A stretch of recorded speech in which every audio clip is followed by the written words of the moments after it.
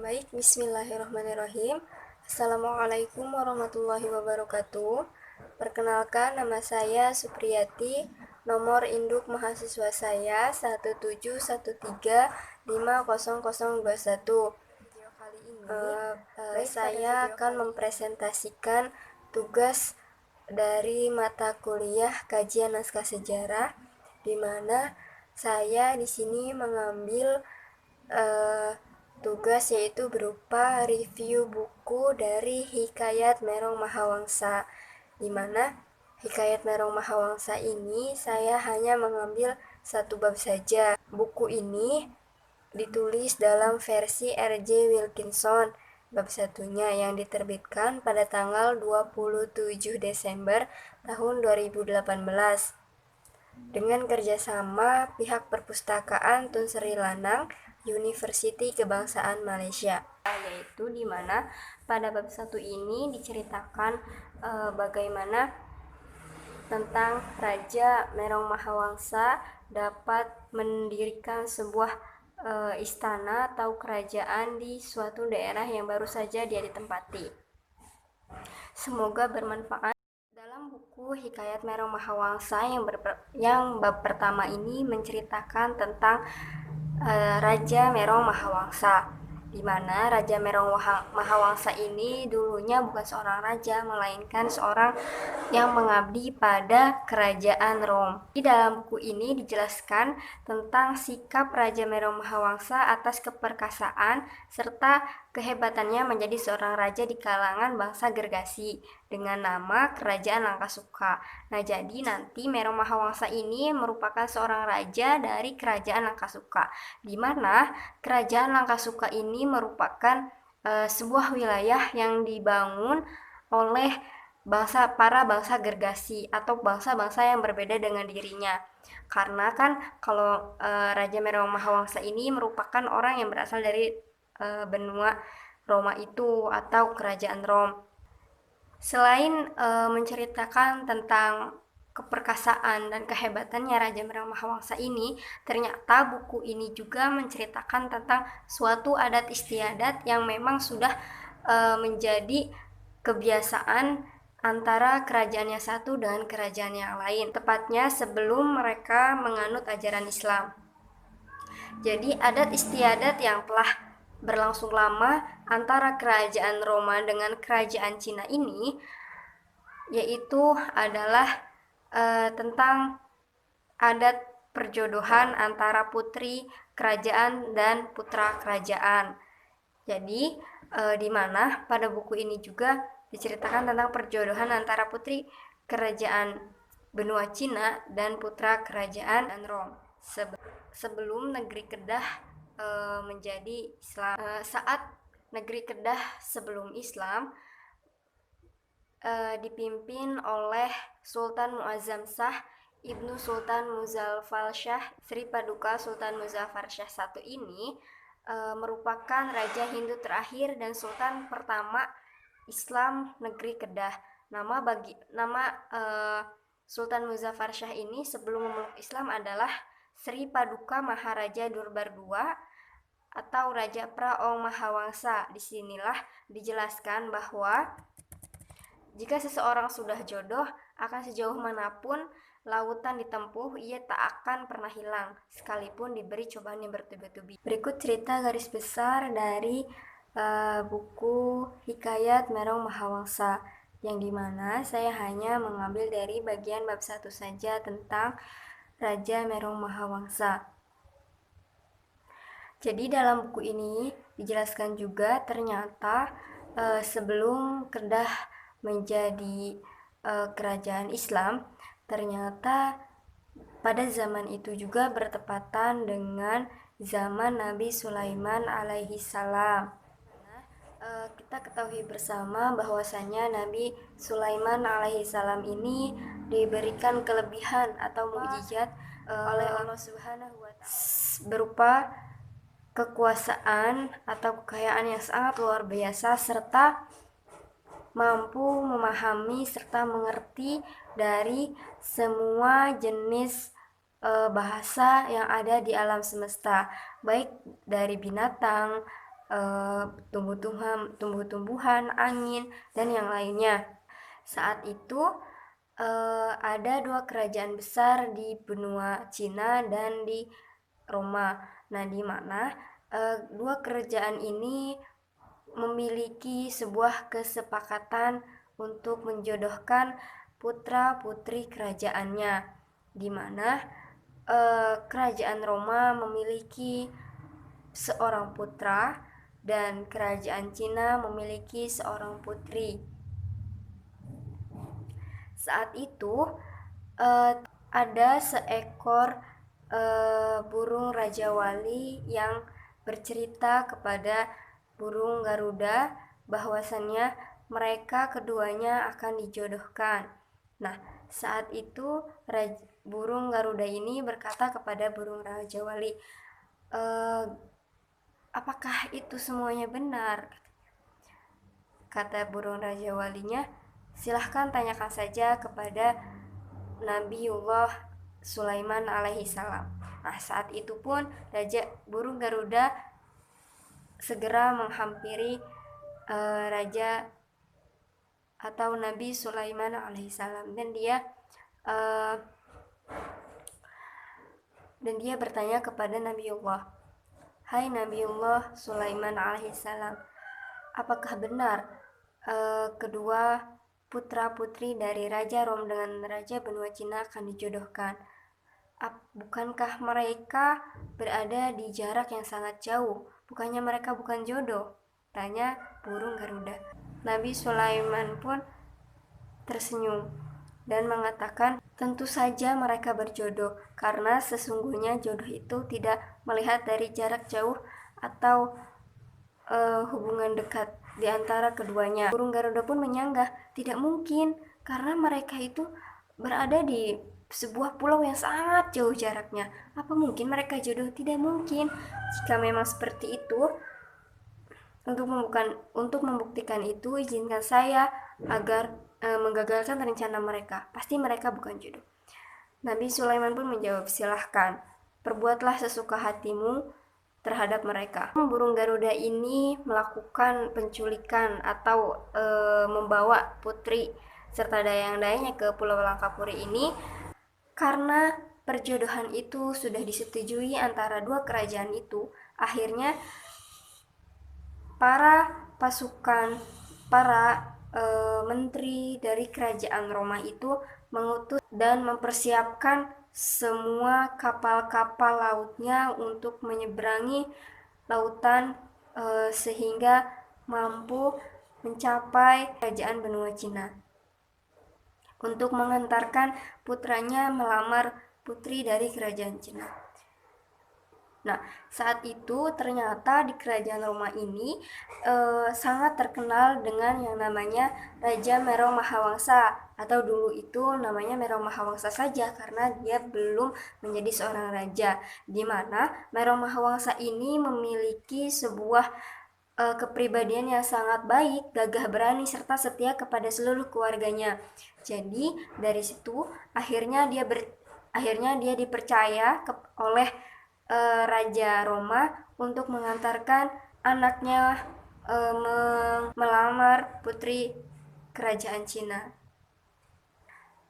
Pelayaran pun dilakukan. Nah, saat pelayaran itu dari kerajaan Roma untuk sampai ke benua Cina itu mereka akan melintasi banyak lautan yang kaya akan hasil alamnya. Salah satunya ada Laut Selatan Hindustan atau India, Kemudian ada Laut Kuala Canggung dengan rajanya Kelinggi, serta Pulau Salang antara Laut Bangtavan dan Tanjung Hujung Salang, Langkapuri, dan Langkasuka. Nah, seketika di perjalanan itu dihalangilah mereka oleh seekor burung Garuda.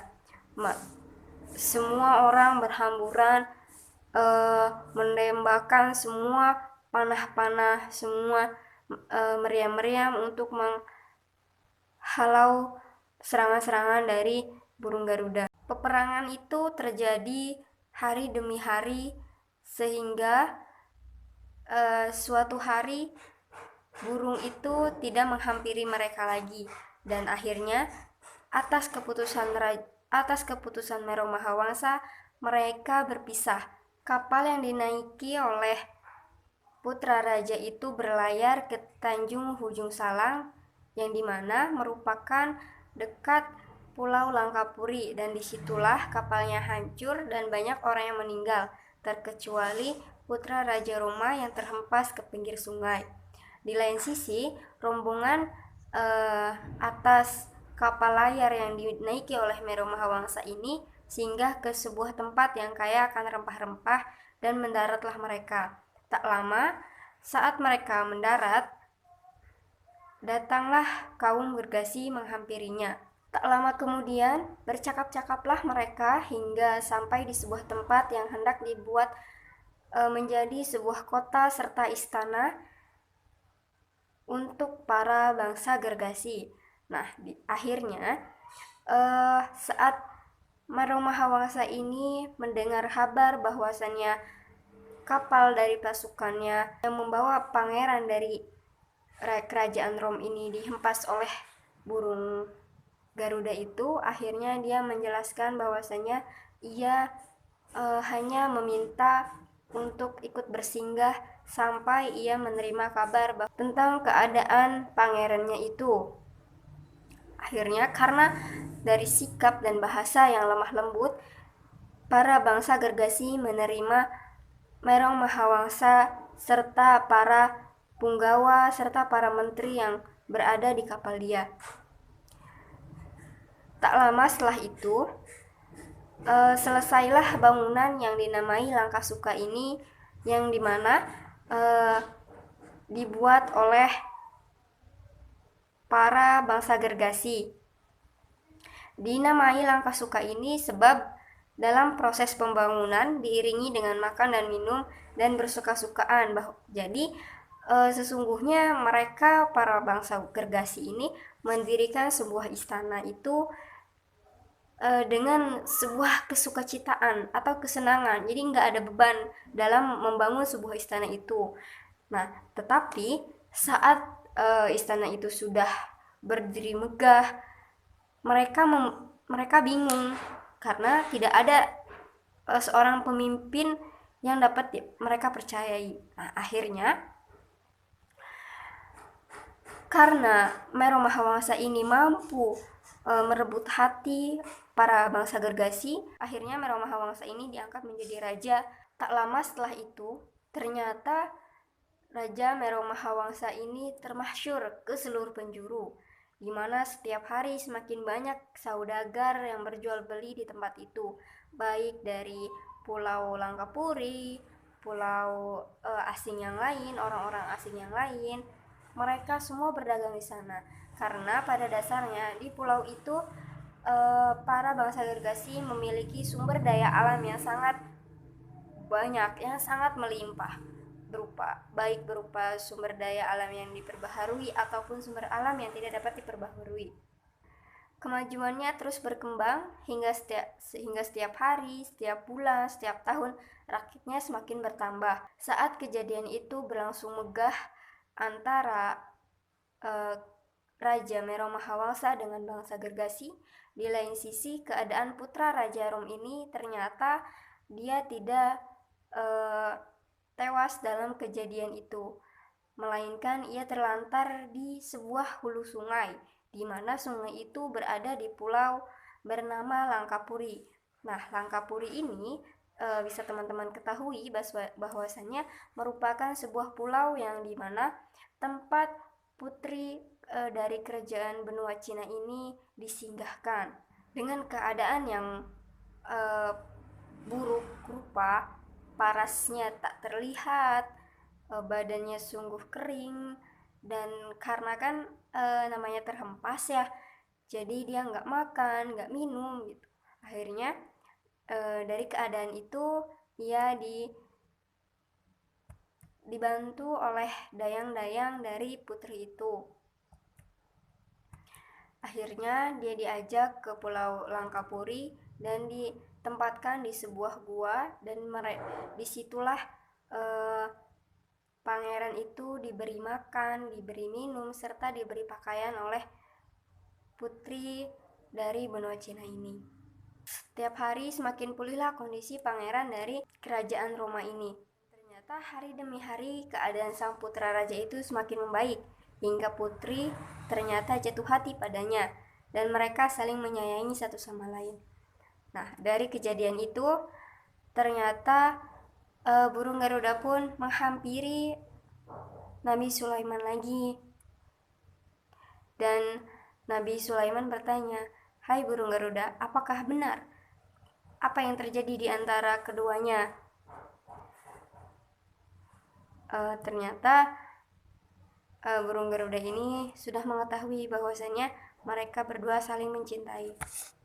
Maka dari kejadian ini Nabi Sulaiman alaihi salam bersabda, "Hai segala raja-raja dan menteriku bangsa yang baik-baik, hendaklah engkau dan kamu sekalian ketahui, demi Tuhanku yang menjadikan aku dan kamu sekalian di atas segala makhluknya. Dalam 4 perkara ini, hendaklah jangan sekali-kali ditentukan. Jikalau tiada dengan janjinya daripada Tuhan alam. Pertama, rezeki sedikit atau banyak pada sehari semalam, itu tiadalah segala makhluk hendak, melainkan dengan janjinya juga. Kedua, perkara yang memutuskan rezekinya, seperti yang akan datang, maka dan maut, hendak itu pun tiadalah boleh seseorang jua pun daripada makhluknya hendak mengetahui dia, dan hendaklah jangan kamu tentukan bumi tempat kematiannya, melainkan kesudahannya dengan janji Allah. Ketiga, perkara jodoh, pertemuan satu-satunya makhluk.